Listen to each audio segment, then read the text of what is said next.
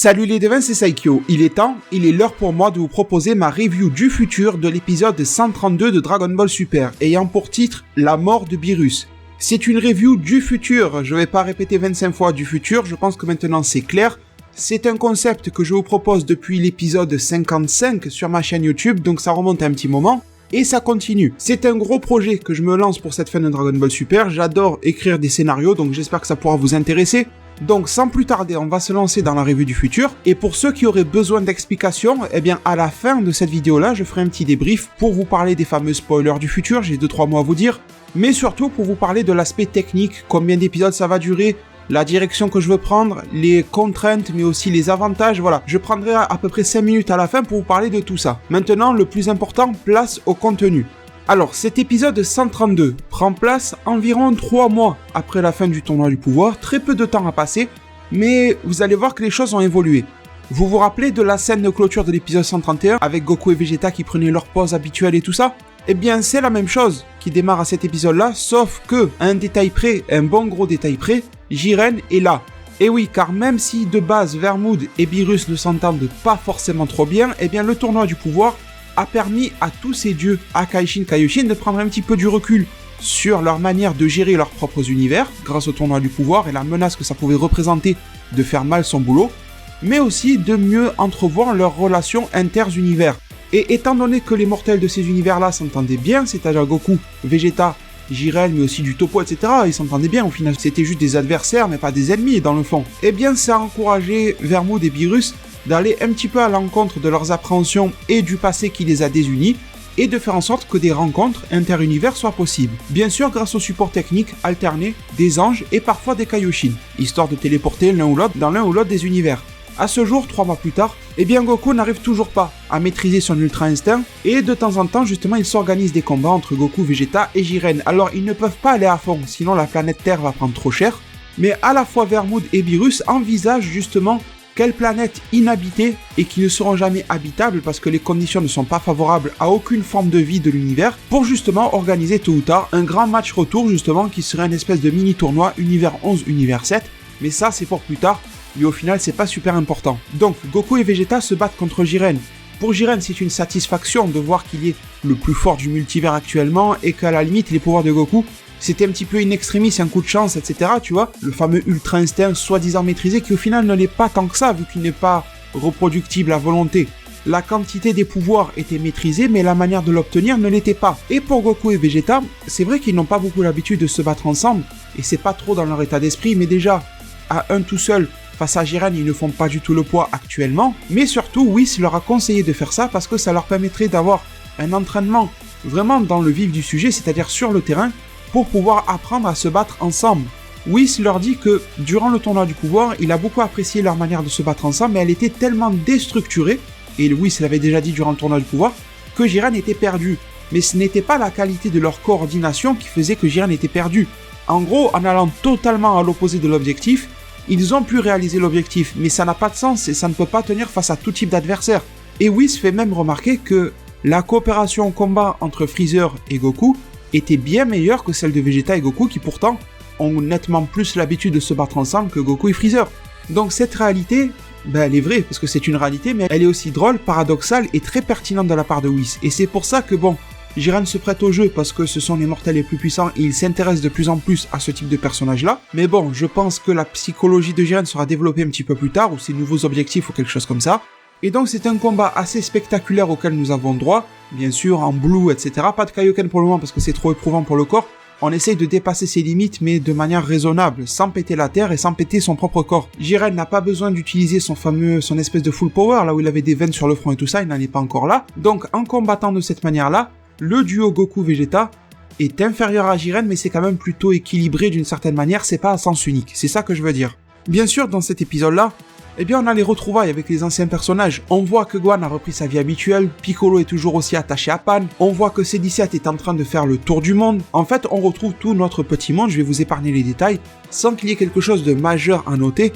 Là où les retrouvailles, amènent quelque chose, c'est pas du tout du côté de la Team Z, mais du côté des divinités. Parce que oui, dans cet épisode-là, les divinités, on les retrouve, et on les retrouve vraiment bien, vous allez voir.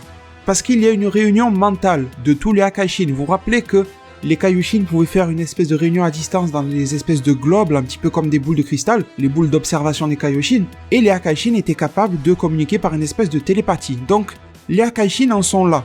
Sauf que dans cette réunion-là, il n'y a pas Champa, il n'y a pas Beerus et il n'y a pas Vermouth. Le but de cette discussion est de faire un petit peu le point sur le tournoi du pouvoir. Il y a aussi bien les Akaishin qui ont participé au tournoi du pouvoir que les autres qui étaient dispensés, ils sont tous là, sauf les 3 que je viens de citer. Cette réunion est menée par Ivan, mais non pas parce que c'est lui l'investigateur ou lui qui en a eu l'idée, mais uniquement parce que ça serait lui qui serait un petit peu le plus sage de tous, le plus réfléchi et le plus impartial d'après ce qu'il nous est dit, et qu'il voulait donc être sûr que la meilleure décision soit prise sans prendre de raccourci ni sur un coup de tête. Donc quel est le but de cette réunion-là? De parler du pouvoir des mortels. Jin prend la parole, l'homme poisson, et il dit bon, on va arrêter de tourner autour du pot, on sait très bien que l'on ne parle pas des mortels, mais uniquement des plus puissants, c'est-à-dire Jiren et Goku. Et en plus, il mentionne le fait qu'il y en a d'autres qui sont à surveiller, et on voit dans sa tête qu'il pense à Toppo, à Freezer, à Vegeta et ce genre de choses. Hit. Donc en gros, c'est vraiment le haut du panier qui inquiète les Akaishin, et qui font l'objet de cette discussion-là. Mosco, qui a ouvert la porte là de son costume, prend la parole et dit qu'il se sent redevable envers l'univers 7 par exemple de les avoir ramenés à la vie, mais, tu vois, il a un petit soupir, et Ramushi ou Ramon, je ne sais plus comment il l'appelait déjà, il y a un petit peu les deux traductions qui circulent, mais en tout cas l'éléphant rose prend la parole, je crois que c'était Ramushi. Il frappe du poing sur la table et il dit « Il faut les éliminer. Arrêtons de tourner autour du pot, il faut les éliminer, ils sont trop dangereux pour l'ordre divin que nous représentons. » Licor prend la parole et regarde directement Ivan, qui est un petit peu le chef de cérémonie, et lui dit « Même si Ramushi est énervé en le disant, je rejoins son avis, tout simplement parce que même si je n'ai rien contre ces mortels-là en soi, et qu'ils ont livré une belle prestation pour la survie de leur univers, eh bien ils représentent un danger fondamental, surtout s'ils venaient à mal tourner. » Durant cette réunion-là, Kitara a fait des petits airs de regard, mais au final il n'a rien dit. On le sentait agacé par moments, enjoué par d'autres, mais on ne savait pas trop ce qu'il pouvait penser. Arak, l'espèce de poulet dégueulasse comme je l'appelle, a pris aussi la parole, et il a dit que d'après lui, l'équilibre création-destruction était remis en cause s'il y avait des mortels qui dépassaient les pouvoirs des Akaishin. Il a dit que pour le moment c'était pas trop tard, que les Akaishin n'étaient pas encore totalement dépassés, mais que c'était en cours, et nous faisant comprendre alors que d'ici très peu de temps, les Akaishin allaient perdre leurs propres privilèges, mais que d'après lui, ce n'était pas ça le problème, mais que soi-disant c'était pour le bien de son univers. Sidra a été très indécis durant cette réunion-là, il penchait pour l'un, il penchait pour l'autre, il se faisait avoir un petit peu par tous les arguments qui pouvaient lui passer devant. Un coup il voulait péter la tronche à Goku, un coup il voulait le sauver, il ne savait pas trop sur quel pied danser, un petit peu comme d'habitude. Et Hélès alors, la femme, Akaishin femme, se lève et dit « Bon, maintenant il est temps de prendre une décision ». Elle dit qui est pour la destruction de Goku et de Jiren, et elle-même lève la main en voulant dire « Je suis d'accord ». Ivan regarde tout le monde, et du coup Mosco hésite mais il vote contre, Kitera ne dit rien, il lève sa main pour, Arak vote pour, Jin aussi il vote pour, Ramushi il vote pour sans hésitation, Sidra hésite longuement mais il vote contre, et Licor tout en calme vote pour aussi. Au final, Ivan valide la décision, Goku et Jiren doivent être détruits sinon ils représentent un danger pour l'ordre des Akaishin qui est actuellement de vigueur. La décision est prise alors, mais Ivan propose une solution alternative. Il dit dans un minimum d'égalité et d'équité, il faudrait que l'on en parle aux Akaishin concernés, c'est-à-dire Vermouth et Beerus. Il a dit nous allons organiser une rencontre avec eux, pas quelque chose par télépathie, afin d'en discuter avec eux et peut-être que eux-mêmes se sont rendus compte de la problématique et qu'ils ont quelque chose pour limiter le pouvoir de leurs mortels, pour les contrôler, et après tout c'est leur univers, faisons-leur confiance. Ivan coupe la discussion pensant que c'était fini, mais les autres restent et ils discutent. Ils disent non, Ivan est trop naïf. Et on sent que les Akaishin sont en train de se monter eux-mêmes la haine, tu vois, c'est un petit peu ça. Ils n'ont plus le regard vraiment clair. Et ils disent, nous profiterons de cette réunion pour faire ce que nous aurions dû faire il y a très longtemps. Et là, tout le monde coupe. Le lendemain, Beerus, sur sa planète, qui était en train de manger, eh bien, reçoit justement l'invitation à la réunion de la part de Whis. Enfin, Whis a reçu sur sa canne, vous avez vu, sa canne s'est un petit peu allumée, comme quoi il y avait une invitation des autres Akaishin à les rejoindre pour une réunion d'urgence. Vermouth reçoit la même chose, et Beerus et Vermouth se posent la même question. Ils se disent pourquoi est-ce qu'ils nous convoquent en personne alors que, bon, il y a la télépathie. Et Beerus se dit si c'est le cas, c'est qu'il y a quelque chose de très important, de très urgent. Donc, leurs Kaioshin respectifs les amènent là-bas et puis s'en vont. Et cette fameuse réunion démarre. Il n'y a pas Champa, ce qui commence à alerter Beerus. Il se dit c'est un petit peu bizarre que voilà mon frère jumeau n'ait pas été invité à une réunion qui est soi-disant importante pour tous les Akaishin, tu vois. Quelque chose qui doit toucher tout le multivers. Mais bon, il se dit que peut-être qu'il est en retard ou un truc comme ça encore en train de bouffer.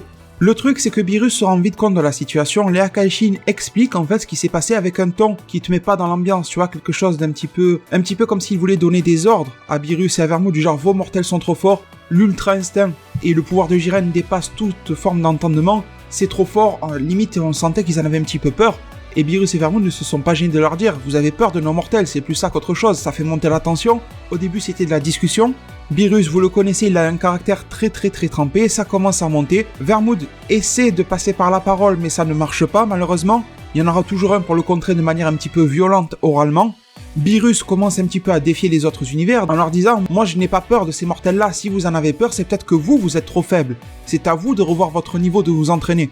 Ce n'est pas de ma faute si le niveau dans votre univers est trop bas et que vous avez peur du premier mortel qui passe. » Alors Beerus en a fait un petit peu trop parce qu'on sait que face à un Jiren ou un Goku Ultra Instinct, Beerus aurait quand même du mal. Mais dans le fond, il n'a pas tort, c'est peut-être aussi à Akaishin de se remettre en question plutôt que de remettre en question ses propres mortels. Donc au final, c'est une discussion de sourds qui n'aboutit pas et au final qui ne fait qu'amplifier la haine et la colère jusqu'à ce que Hélès se ramène par surprise à bout portant face à la tête de Beerus avec son arc et qu'elle dise « Maintenant passons au plan B ». Le plan B, c'est tout simplement de tuer Beerus et Vermouth s'ils refusaient. Beerus arrive à esquiver, Vermouth aussi, et le combat s'engage. Ivan est déçu de la tournure que cela prend, et il reste au final observateur, ne sachant pas trop comment réagir au final. Et une bataille se lance entre tous les Akaishin en fait. C'est pas vraiment tous les Akaishin 1 contre 1 comme dans la Battle Royale dans le manga, ce n'est pas ça. Là c'est Arak, Jin, Ramon, Sidra, Likir, LS et Mosco face à Vermouth et Beerus. Kitera est là mais pour le moment il ne bouge pas. Il observe, il a l'air d'être un petit peu, pas forcément inquiet mais d'être très pensif, de beaucoup réfléchir, d'être un petit peu stressé. La bataille fait rage, chacun utilise de ses pouvoirs. Vermouth essaie de les contrôler un petit peu tous comme il a fait dans le manga dans ces espèces de bulles mais forcément il s'en libère. À la retombée, Beerus arrive à en reprendre certains de volée. Même si on sent que Vermouth et Beerus font partie du haut du panier, ils sont cernés par trop de Akaishin. Quand même, on est sur du niveau Akaishin, que tu sois un petit peu plus fort, un petit peu moins fort que l'autre. Après, le nombre fait la différence. Ce combat-là fait rage, il est très explosif, très spectaculaire. Le monde dans lequel les Akaishin se retrouvent pour faire leur réunion est complètement réduit en miettes. Il ne reste que la désolation à cause de leurs pouvoirs qui ont tout pété. Chacun utilise de ses pouvoirs et de ses techniques spéciales, jusqu'à ce que Ramon, justement, utilise son fameux cri. Et là, Vermouth et Beerus sont complètement immobilisés, jusqu'à ce que Ivan vienne mettre un gros coup dans la nuque de Vermouth, et Vermouth le regarde en voulant dire non, pas toi, et que Beerus se fasse transpercer un trou en plein milieu de la poitrine par Kitera. À partir de ce moment-là, Kitera semblait un petit peu comme soulagé d'avoir fait ce qu'il a fait. Là, il était redevenu souriant, il faisait son petit rire de sourire, il était très content, et puis sans rien dire, sans aucun mot, il s'est cassé. Les autres Akaishin, ça leur a mis un coup de froid d'un coup de voir comment Kitera avait réagi. Ils vérifient bien si Vermouth est mort et d'après eux il est mort. Et ils disent que maintenant va falloir ressaisir leurs esprits et que le plan n'est pas terminé car il reste encore les mortels dont il faut s'occuper. De garder un petit peu la tête froide malgré ce qui vient de se passer. Ils se séparent tous, avant de partir, Ivan regarde vers Vermouth et puis s'en va. On comprend que Ivan avait quelque chose en tête et justement quelques heures plus tard, Vermouth commence un petit peu, vous savez, à bouger les doigts qui tremblent un petit peu. Donc en fait il était toujours vivant. Là, ce n'est pas comme dans le manga, dans le chapitre je ne sais plus combien où il s'était fait passer pour mort. C'est lui qui, sans le vouloir, en fait, est passé pour mort. C'est un petit peu différent. Il se relève et se rend compte que Beerus, lui, il est vraiment mort à côté de lui. Il essaie de se rappeler un petit peu de ce qui s'est passé à cause du choc. Il commence à voir un petit peu tout le monde se taper dans tous les côtés. Et il commence à se remémorer de Ivan. Et il commence à s'énerver contre lui, étant donné que c'est lui qui a failli le tuer. Et d'un coup, Vermouth capte, tu vois. D'un coup, il tilt, il relève sa tête comme ça. Comme d'un éclair, il a compris. Et là, il se dit, mais non, Ivan, en fait, il m'a aidé. Il se rappelle qu'il était immobilisé par Ramon, il se dit, un mec de ce niveau-là comme Ivan ne m'aurait pas raté à bout portant alors que j'étais sans défense. Je ne bougeais pas, j'étais paralysé. Et là, il se remémore le combat, il se remémore du visage de Ivan qui était un petit peu désespéré de ce qui se passait. Et il se dit que peut-être que Ivan, sans trop le vouloir, est devenu un allié. Mais en tout cas, il se rend compte que si Ivan l'a foutu KO aux frontières de la mort, c'était justement pour pas que Vermouth se fasse tuer. Il ne sait pas trop s'il est dans son camp ou pas, mais en tout cas, pour ce coup-ci, il a fait en sorte qu'il soit épargné. Ivan n'est pas bête du tout, et il a fait ça parce que très difficile de choisir un camp pour lui. D'ailleurs, un petit peu plus tôt à la cérémonie, il n'avait pas voté. Il s'était servi du vote des Akaishin pour prendre une décision, mais lui, d'ailleurs, il avait proposé une solution alternative. Il y a un petit peu son cœur et sa raison qui se mélangent, et c'est un petit peu difficile de trancher entre les deux. Donc pour le moment, Ivan semble écouter son cœur, et tant mieux pour la Team Z, tout simplement parce que Vermouth va servir à quelque chose de très important, c'est le témoin de tout ça. Parce que sur Terre, Goku, Vegeta et Jiren ont fini, entre guillemets, leur séance d'entraînement, pseudo-entraînement, tu vois, plutôt un combat qu'un entraînement. Et Jiren doit alors repartir dans son univers, parce qu'il ne reste pas trop quand il vient, déjà c'est assez rare qu'il vienne dans l'univers 7. et quand il vient, il ne reste pas trop longtemps parce que si une menace tape l'univers 11, eh bien il va être là-bas pour la déboîter. Donc que font-ils une fois l'entraînement fini? Ils prennent un Senzu, ils se regroupent ensemble autour de Goku, ils posent une main chacun sur son épaule, et Goku commence à chercher avec ses doigts pour faire la téléportation auprès de Kaioshin pour que celui-ci fasse un Kaikai, une téléportation des Kaioshin le menant dans l'univers 11. Il le ramène chez lui et après Kaioshin, enfin Shin, revient dans son Kaioshinkai de l'univers 7. Sauf que là, Goku ne sent pas du tout le ki de Kaioshin sur Terre. En fait, ce qui se passe, c'est que quand Kaioshin descend avec Goku, Vegeta et Jiren pour le mener ici, il reste un petit peu chez Bulma, la capsule corp et tout ça, 1 heure ou 2 le temps qu'il combatte, et après il repart chez lui, tu vois, ça lui fait passer un petit peu le temps. Sauf que là, Shin a totalement disparu.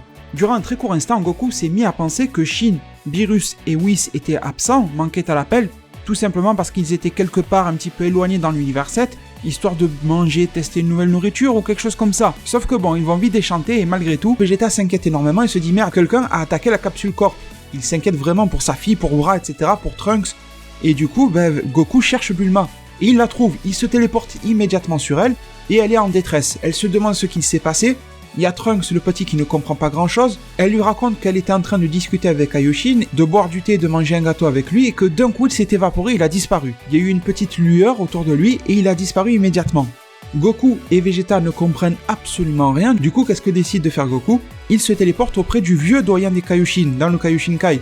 Celui-ci est complètement apeuré, affolé, et il dit que quelque chose de tragique vient de se passer. Goku lui dit quoi? Qui a fait du mal à Shin? Il dit non, ce n'est pas ça. Il dit Beerus-sama est mort. Et là je vous laisse imaginer le choc sur le visage justement de Goku et de Vegeta. Jiren est là, mais bon, qu'est-ce que vous voulez qu'il fasse? Bon, il était obligé de suivre. Le vieux Kaioshin essaie de reprendre ses esprits pour comprendre ce qui a pu se passer. Il se rend compte que Jiren est là. Il lui dit, mais que fait ce mortel ici? Tu vois, il comprend pas trop ce qui se passe. Goku essaye de lui expliquer que c'est un mortel de l'univers 11.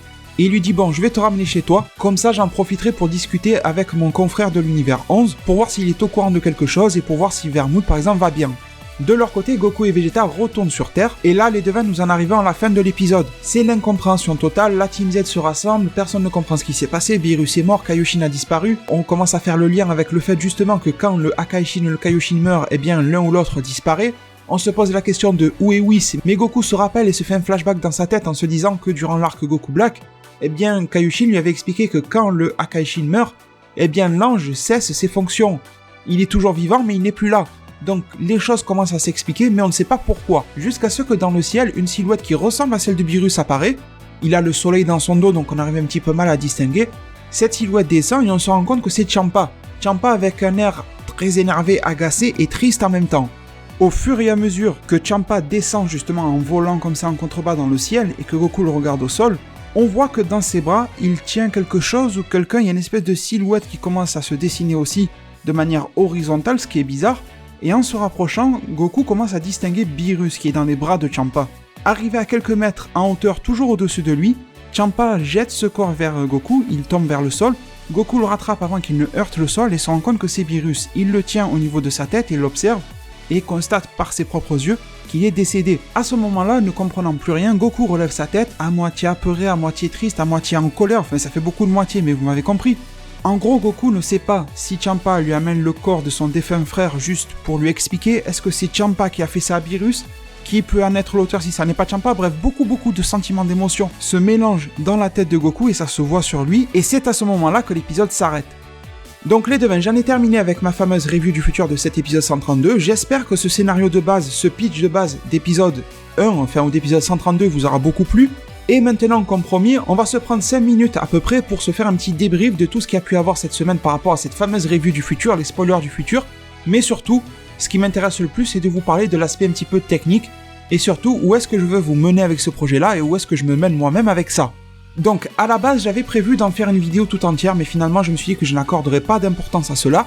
C'est toutes les réactions, tous les retours, les mauvais retours forcément que j'ai pu avoir sur ma vidéo de spoilers du futur. Globalement, il y a eu 2 types de commentaires sur cette vidéo-là, un qui était majoritaire et un qui était minoritaire. La majorité, c'était des insultes. Vous pouvez aller voir, j'ai supprimé aucun commentaire. Alors, il y en a quelques-uns qui sont atterris dans les spams automatiques de YouTube. C'est comme dans votre boîte mail, vous avez les spams. Ben, quand ça atterrit dans les spams de YouTube parce que c'est trop insultant, parce que YouTube, le robot lui-même, se rend compte que c'est une horreur, tu vois, eh bien, ces commentaires, vous ne les voyez pas apparaître. Sauf si je les valide ou alors je peux les supprimer. Mais mis à part ça, je n'ai supprimé aucun commentaire. Alors allez dans la vidéo spoiler du futur et vous allez voir, c'est une honte. Sincèrement, c'est une honte, les commentaires que j'ai pu avoir. Insultes, menaces, déceptions. Alors ça me fera toujours rire, les déceptions. Alors que justement, ça devrait être moi qui devrais être déçu. Vous savez ce que je me suis dit? Je me suis dit, je vais continuer les reviews du futur. Je vais fournir beaucoup de travail d'écriture parce que je vais vous en parler après, mais j'ai écrit tout l'arc entier. Du début à la fin, etc. Il y a eu un gros travail de rédaction, d'écriture et de création de ma part. On va s'en parler un petit peu plus tard. Bon, sûrement que le débrief va durer plus de 5 minutes, mais vous me connaissez. Et du coup, les reviews du futur, je les ai commencées le 15 août 2016. Avec screenshot à l'appui, vous pouvez regarder. Je me suis dit que depuis presque 2 ans, où je fournis ce contenu de type du futur, tu vois, review du futur, je me suis dit que la plupart de mes abonnés, allez, 70-80%, sont habitués à cela, et ils vont comprendre que ma vidéo spoiler du futur était tout simplement du teasing pour mon nouveau gros projet, qui est de réaliser des reviews du futur, même s'il n'y a plus d'épisode officiel de Dragon Ball Super chaque semaine. Sauf que le résultat, il a été très décevant. Je pensais vraiment qu'il y avait un lien qui pouvait s'être créé entre une grosse majorité de ma communauté et moi, depuis le temps. C'est pas comme si c'était nouveau, c'est pas comme si les contenus du futur, ça venait d'exister. Surtout que dans le titre de mes spoilers du futur, c'est écrit en gros, hein, spoiler du futur, je peux pas faire mieux. Et durant toute la vidéo, je vous conseille de la réécouter. Vous allez voir que tout le long, je dis alors, dans cet épisode du futur, dans ces spoilers du futur, j'ai fait exprès, j'ai donné pas mal d'indices. Surtout que ça faisait plusieurs semaines que je disais sur ma chaîne YouTube qu'un gros projet allait arriver à cette date-là. Je pense qu'il y avait pas mal d'indices, suffisamment d'indices pour comprendre. Mais beaucoup ont préféré sombrer dans l'animosité, dans les insultes, dans les menaces. Et je savais que ça arriverait, mais je pensais que ça allait arriver de manière, dans les commentaires, plutôt minoritaire. Et que justement, la voix de la raison, pour la plupart, la grosse majorité des abonnés qui me connaissent, allait prendre le dessus, sauf que non. J'étais aussi déçu que de voir en fait que beaucoup d'abonnés qui me connaissent, au bout de plus de 600 vidéos, allez voir sur ma chaîne, et j'ai combien là maintenant? 650 vidéos, 620, plus de 600. Eh bien que au bout de plus de 600 vidéos dans lesquelles je vous ai toujours dit la vérité et rien que la vérité, eh bien vous vous douteriez que cette review-là, ce n'était pas pour tenter de faire du buzz sur un vieux fake. Ça se voyait que c'était des images fake, que c'était des fanarts. Le seul truc que j'ai fait de faux sur ces spoilers du futur, c'était de marquer en bas traduction française par Inda to the World. C'était un petit peu pour marquer le coup, parce que à chaque fois dans mes vidéos, je disais que c'était traduit par elle. C'était un petit peu pour la blague, limite. Mais sinon, je n'ai menti sur rien dans mes vidéos spoilers du futur. Je vous ai dit que c'était de sources sûres. Et c'était de sources sûres, vu que c'est moi qui les a créés, donc c'est sûr.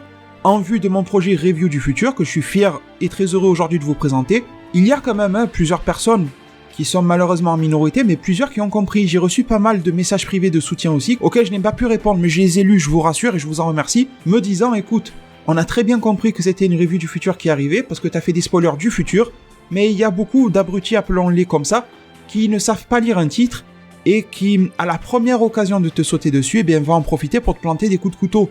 En fait, l'impression que j'ai eue en lisant la zone commentaire de cette vidéo-là, et je vous invite encore à aller la lire, c'est d'être dans l'histoire de Frankenstein, tu vois, le monstre là, qui vit dans une maison un petit peu tout seul ou je sais pas quoi, qui au final n'est pas si monstrueux que ça, et t'as tous les villageois qui débarquent en pleine nuit avec leurs fourches et des trucs enflammés. Les villageois avec les fourches enflammées qui comprennent rien à la vie, c'est un petit peu ce que j'ai retrouvé dans la zone commentaire en mon grand désarroi. Alors je savais que les nouveaux arrivants sur ma chaîne, etc. n'allaient pas forcément comprendre. Mais il n'y a pas de mal à comprendre dans la vie, mais pourquoi juger si tu ne comprends pas? Et ça c'est pareil que, vous savez, ma vidéo sur la fin de Dragon Ball Super est-elle nulle? J'avais dit, ne jugez pas sans savoir, et regardez quel a été le résultat. Énormément de monde ont insulté Dragon Ball Super, ont dit que c'était nul, juste sur la base des spoilers. Et quand l'épisode 131 est arrivé, alors il y en a qui ont toujours considéré que c'était nul, mais tout le monde s'est avoué être choqué, étonné de la fin de Dragon Ball Super et de l'épisode.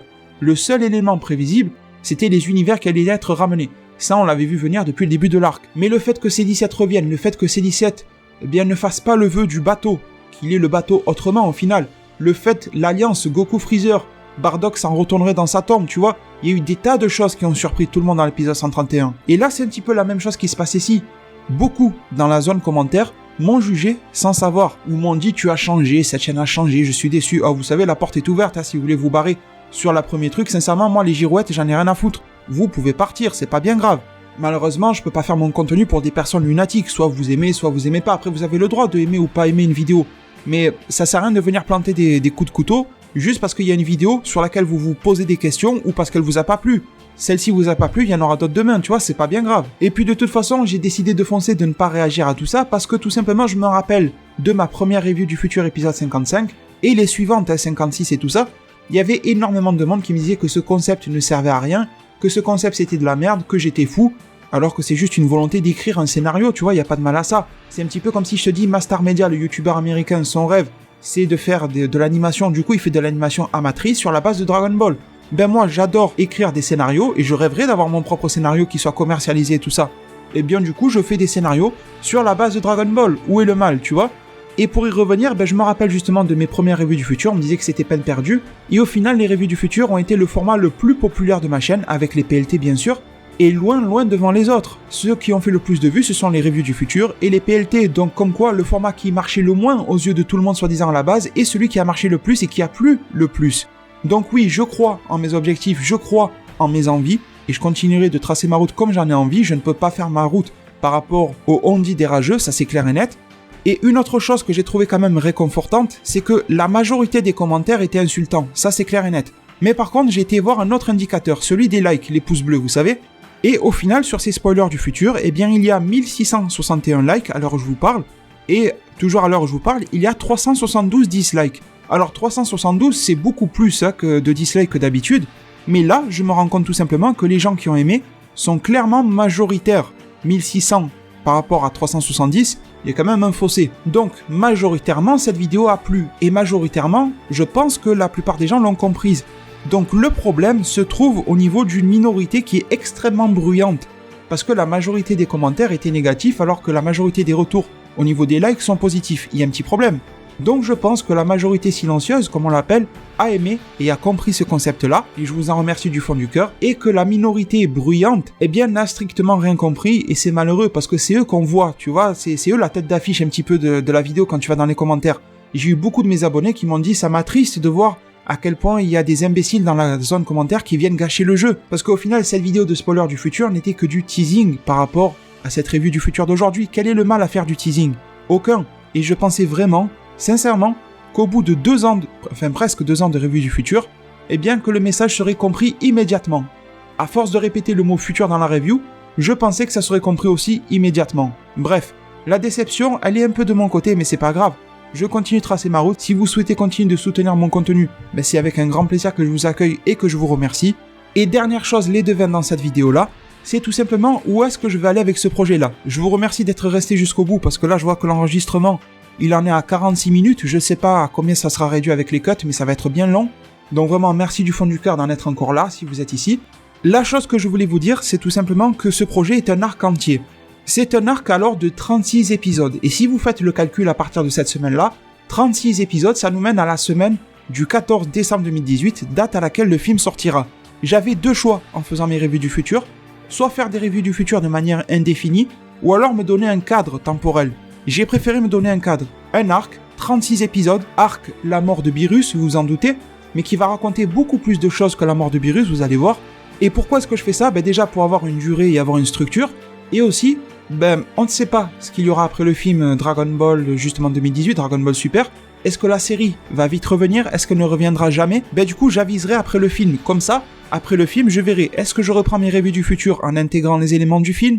Est-ce que la nouvelle série va débarquer et j'attendrai un petit peu pour me décider? Et je referai des revues du futur hebdomadaires par rapport à l'épisode qui arrivera? J'attendrai pour voir où est-ce que je place mon fusil sur mon épaule. Comme ça, le rendez-vous est pris, 36 épisodes qui devraient sortir tous les vendredis. Mais il se peut que voilà, qu'il y ait un petit peu de retard ou quoi, ou un petit peu d'avance, ça dépendra des semaines, mais dans l'idée ça sortira chaque vendredi. C'est un gros travail d'écriture, donc 36 épisodes. Je vous rappelle que ça prend plusieurs mois à l'auto-animation d'écrire un seul épisode. Donc vous vous doutez bien que c'est assez difficile en si peu de temps d'écrire le script et le scénario de 36 épisodes. Vous vous doutez bien que la qualité sera loin du niveau professionnel, c'est normal. Et avant de vous quitter, je voulais vous parler des avantages et des inconvénients. Alors, les inconvénients, c'est tout simplement que je peux créer des choses avec 36 épisodes, mais je ne peux pas trop en créer, c'est ça le problème. C'est-à-dire qu'on sait que Dragon Ball Super va continuer, et ça c'est une très bonne nouvelle, par le biais du film, et peut-être d'une série en 2019. Mais le problème c'est que je ne peux pas faire évoluer trop les choses, sinon ça deviendrait totalement incohérent avec le film et ce qui se passera après. Je vous donne un exemple, imaginons, c'était pas du tout mon idée, mais imaginons que j'avais envie de donner le Super Saiyan 5 à Goku. Je ne pourrais pas, parce que je me doute qu'il ne sera jamais dans la suite de l'histoire. Tu vois, ça c'est vraiment un exemple. Autre inconvénient aussi, c'est que, mais je vais pas tout vous lister, c'est pour vous montrer un petit peu, voilà, globalement comment ça se passe, c'est que au niveau des illustrations, je vais pas avoir énormément de choses pour nourrir mes vidéos. C'est-à-dire que je vais essayer de me baser sur des images déjà existantes ou des fanarts, mais à force, je risque de tourner un petit peu en rond sur les illustrations. L'idéal serait forcément de pouvoir embaucher un illustrateur, mais je suis loin d'en avoir les moyens et mes vidéos ne rapportent pas du tout assez pour faire ça. Ça me rapporte pas assez pour vivre, alors je peux pas payer quelqu'un avec ça.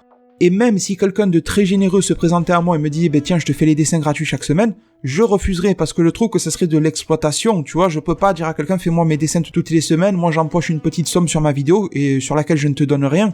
Non, je ne peux pas, donc dans tous les cas, je ne peux pas. Je ferai avec les moyens du bord et ce sera principalement un format audio, même si j'essaierai de l'alimenter le plus possible visuellement. Donc des contraintes, il y en a d'autres, mais je vais pas m'étaler dessus, c'est vraiment pour faire comprendre un petit peu globalement.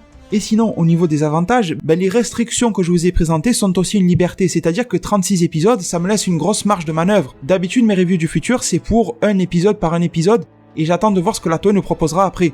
Là, j'ai pu voir ce que la Toei Animation pouvait nous proposer entre les épisodes 1 à 131 de DBS, et je vais en faire 36 moi-même, jusqu'à ce que la Toei Animation nous propose quelque chose de nouveau avec le film. Donc j'ai une marge de création qui est vraiment énormissime, même si elle est restreinte parce que je ne peux pas trop chambouler tout ce qui se passe dans Dragon Ball. Mais du coup, pour compenser ça, je vais miser sur quelque chose. Bon, des combats, forcément, vous vous doutez qu'il va y en avoir. Mais aussi, je vais essayer de développer la psychologie des personnages à ma sauce, à ma façon, de faire évoluer les personnages d'une manière qui me ressemble.